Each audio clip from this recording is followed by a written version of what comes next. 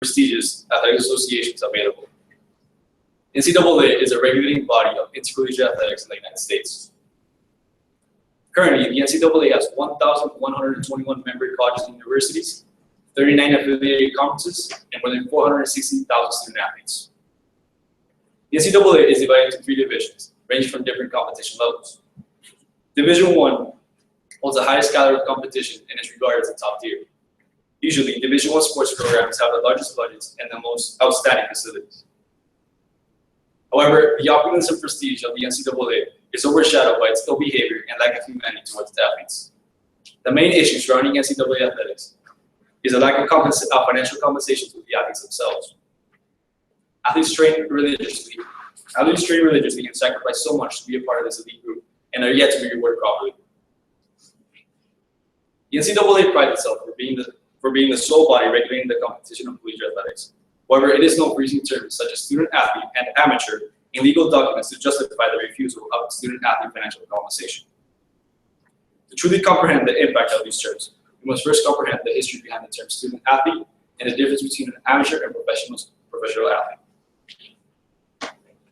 The most basic difference between an amateur and professional athlete lies within the rewards that each group makes for athletic performances. According to the NCAA bylaws, all student athletes within the organization are to be considered amateurs upon signing. This means that they are now contractually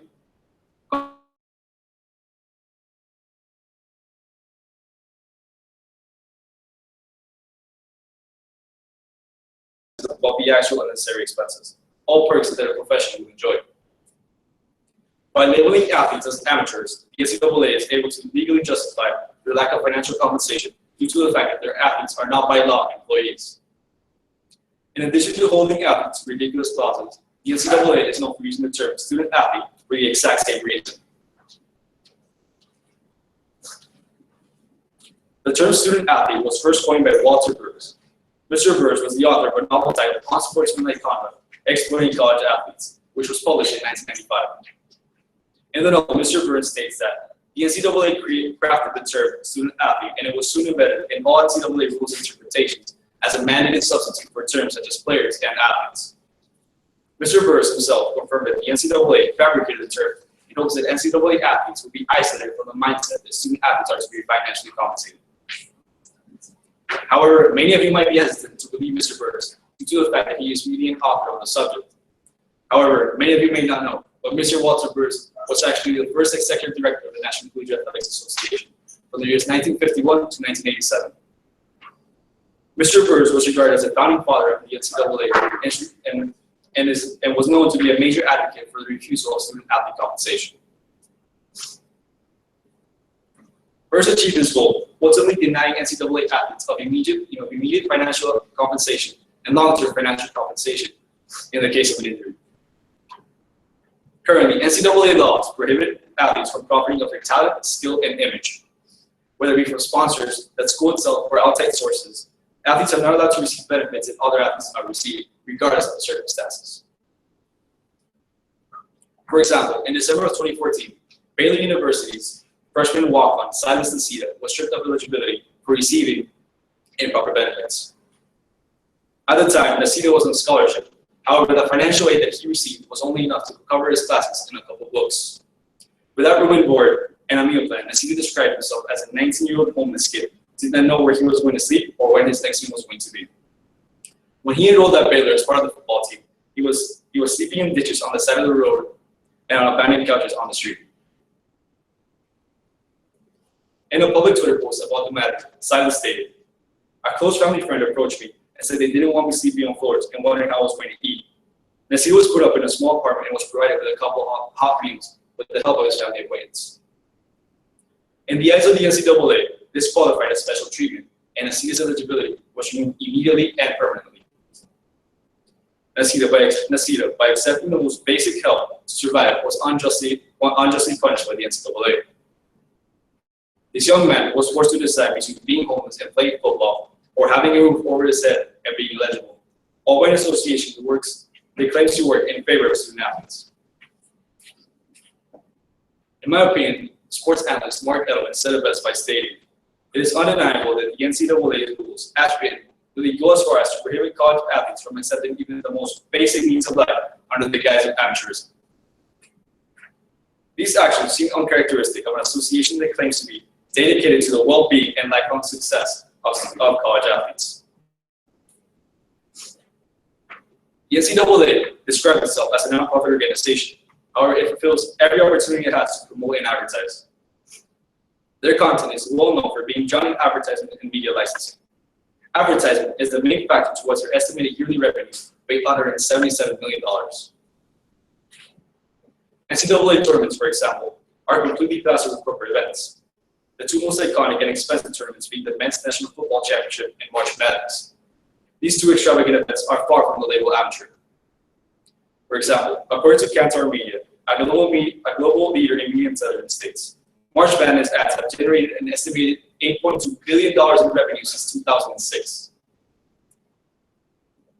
In addition, when it comes to postseason advertising spending, the NCAA's March Madness comes second to the NFL playoffs. Additionally, a 30-second commercial in the championship game of March Madness costs around $1.5 million. According to the NCAA, they allocate 90% of the revenue back into Division I sports. This allows D1 universities to build pro-like stadiums, practice arenas, and of course, outfit their players in the latest Nike gear. It has been widely known that the NCAA serves as a training ground for its future stars. However, a plethora of athletes choose to leave the NCAA early in search for professional contracts. The majority of athletes who decide to take this course of action name the lack of financial compensation as a leading cause. For example, earlier last year, Peyton Barber, a running back for Auburn University, stunned the world after declaring for the 2016 NFL Draft. Barber, only a sophomore at Auburn, shined during his first 2 years, rushing for a total of 1,017 yards and completing a total of 13 touchdowns.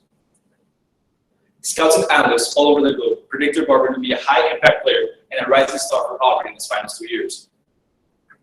Barber had even been quoted saying how much he loved Auburn and how much he enjoyed playing for the team. During a press conference, Barber opened up the reason why he left Auburn so abruptly.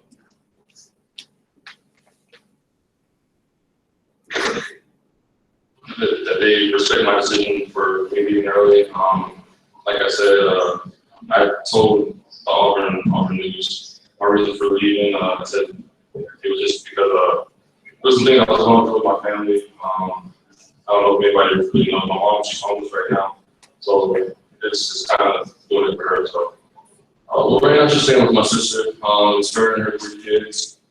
Staying in an apartment back home. So. His family situation forced him to forego his remaining years at Auburn for a chance at a paycheck at the NFL. Sadly, Barber is not the first or last college player to leave the NCAA for a chance at a better life. Like Peyton Barber and Silas Nacita, most student athletes who are recruited to play Division I sports are recruited from underdeveloped areas with low income. By not providing athletes with the means to survive, the NCAA forces their star players to leave early in the pursuit of compensation. Not only does it lower the caliber of competition within the NCAA, it also damages their reputation for developing future talents. In order to reform their current system, the NCAA must first remove their archaic bylaws that so easily revoke the eligibility of many athletes.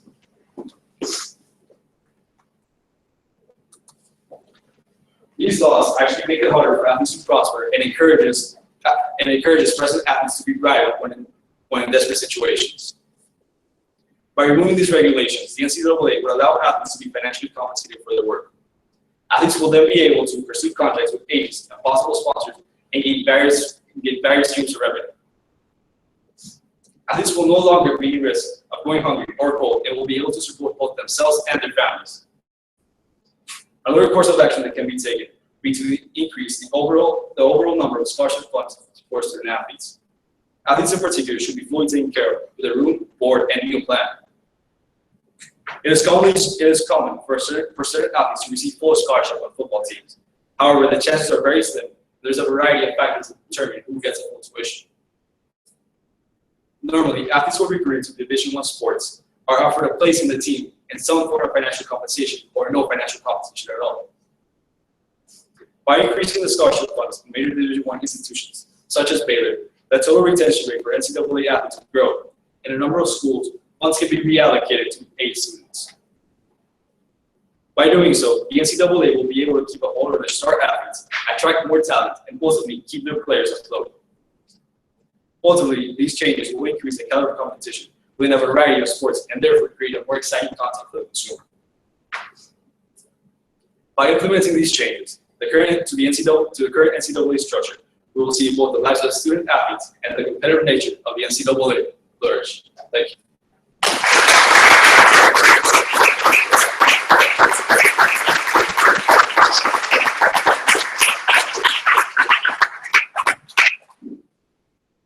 Any questions?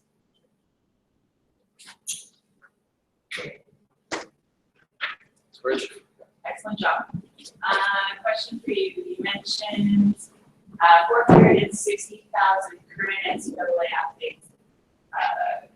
If we're looking at gated for each of those athletes on top of that, and we're looking upwards if it's minimum wage for each of them, then around like $7 million that we use go to this. NCAA, even though we're talking about billions of dollars that they're making off of revenue, say for smaller schools in the NCAA, is something that's going to be viable for them to do, or will the NCAA have to compensate the smaller schools to keep up with the bigger ones? I would say that the NCAA doesn't really allocate funds adequately. For example, many large schools and Division I schools, such as like Alabama, Michigan, and Michigan State, have pay their coaches thousands of dollars. Alabama's coach Nick Saban is actually worth $7 million at this point. So I don't see how can they justify enough, basically leading athletes strike for their work and paying their coach $7 million. If they can somehow reallocate those funds into a smaller school, it will benefit someone like Silas Nacita or someone like Peyton Barber. I'm sure it'd be even better. Okay. You mentioned that there's 3 divisions in the NCAA. Do you believe that each division should have, depending on which division the players, should they have a specific salary, or is it the same no matter which division they play? It would depend on the athlete and their athletic performance. Of course, athletes who are better will obviously be better as they do in the NFL and NBA. But I'm sure the NCAA can actually create a minimum wage. But in the form that they do it would be to actually create a trust for these athletes. And as soon as they graduate high school, the university, they're giving that fund. By giving them that source of income and various sources of revenue, they'll be able to have athletes be afloat and also have them learn how to manage money since at an early age. It will cost us to not see TMC post of an NFL player who lost all his money again.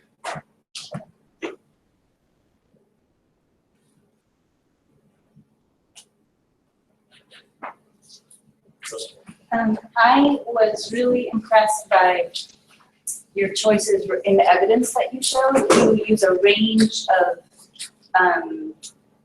evidence. It's not all scholarly sources, although I see that you have done some of that kind of background research too.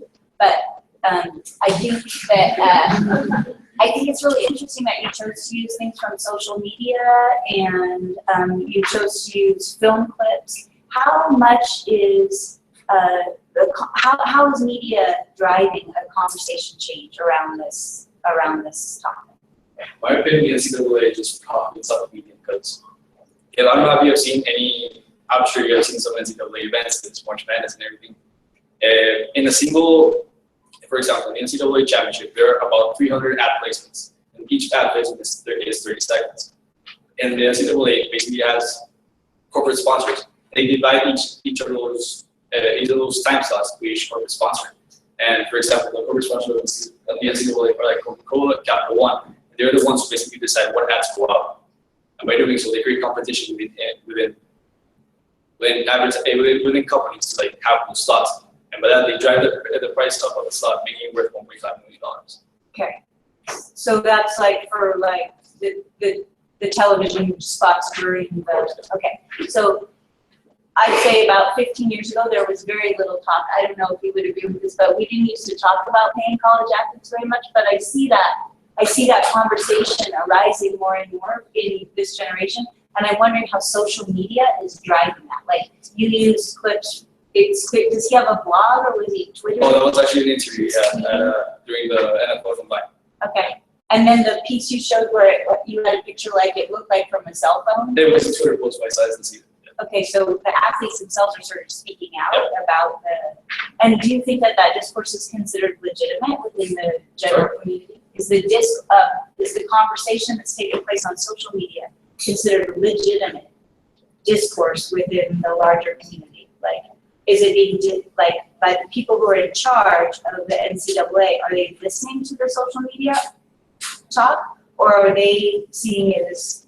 Are they still ignoring it? In my opinion, right now, the NCAA is still ignoring it, since many college athletes have tried to unionize, and that actually goes against the NCAA laws. The players can unionize. And I want to go back to what you said that before, you couldn't hear where athletes speaking out. In my opinion, that's everything with social media. All athletes are now able to have like a platform where they can speak to their thousands of fans, and by doing so, they are able to like create awareness to their actual issue, and they're able to speak out. Every day, you're seeing more athletes speak out against the NCAA due to social media, which brings it to the forefront of like news and stuff like that, and basically the reasons why I chose this topic. And I definitely believe that social media has picked up this cause, and I'm sure by still pressing the NCAA even more, we'll hopefully see a change. Seems like a powerful force because they're using it to advocate for themselves. Exactly, and they're part of the NCAA speaking against the NCAA. So that has a huge impact on at least someone like myself who is a high school athlete who actually dreamed of playing in the NCAA. Yeah. Do you have a Twitter post? No. The mention before that is whether an athlete got money or any special favors, that they would be kicked out of the program. Did that also mean that they got kicked out of their education? No, that just means that they're eligibility revoked by the NCAA. To qualify to play the NCAA, you have to have like certain qualifications that they state beforehand. And by signing your letter of intent to that university, you are now basically owned by the NCAA, and that means you cannot receive special treatment in any form, whether it be the help from a coach, the help from a fan. It's still seen as an improper benefit, which would qualify for an athlete to have his eligibility revoked, which is what happened with Silas Nacita. By accepting a house, roof over his head, he was actually stripped of eligibility. And since then, Silas Nacita actually graduated from Baylor, and he's now playing pro in Germany. Other question? What do you guys think about the separation between amateur and professional athletes? Do you think it's important? Why did it happen in the first place? What do you think, Rose? I think it happens because of what it explains in the first place, that it was because of their complicated it's the work, the institutions that work to pay the athletes, so they label them as amateurs, college. So you think it was a market decision right from the beginning? Yeah, it was great for the ones that it was a benefit. For their own benefit? For the athletes. Is that what all your research showed? Yeah, actually, if I can go back on my slides, you can see Walter Prince was actually the executive director of the NCAA in 1951, and he himself stated in his book, in the book he released in 1985, that he stated that the NCAA actually crafted the term in order for students not to be thought as professionals. By doing so, they label them as amateurs, and they separate the mindset from athletes being paid. And that was a whole complicated fabricated term scheme now. Now, is that what you?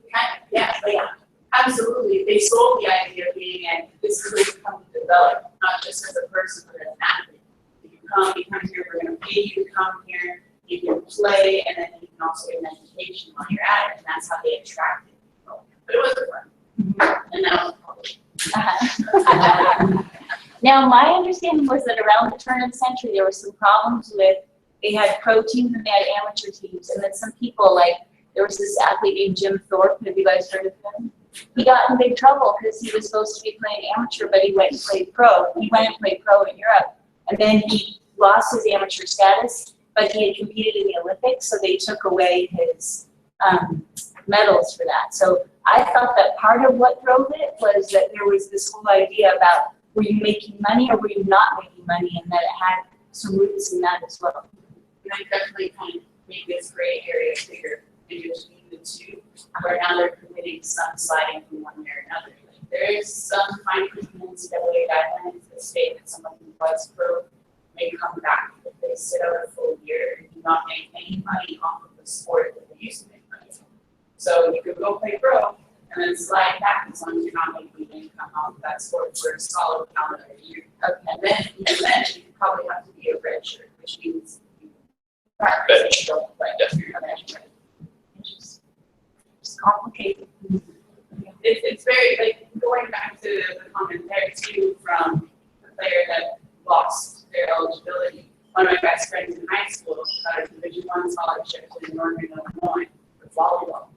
She had she went into a diabetic crisis in the airport on the way to a game. I'm not sure if it was school or where it was. Either way, ambulances had to be taken, and she's Canadian in the US. So there's some insurance things there. They had to dish up additional money for her medical needs covered, and by doing that, she lost her eligibility, so she lost her scholarship. That went back to that question right there.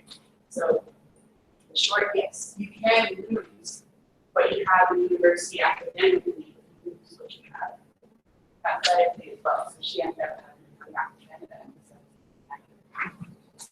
It's a hard story to hear. Thank you.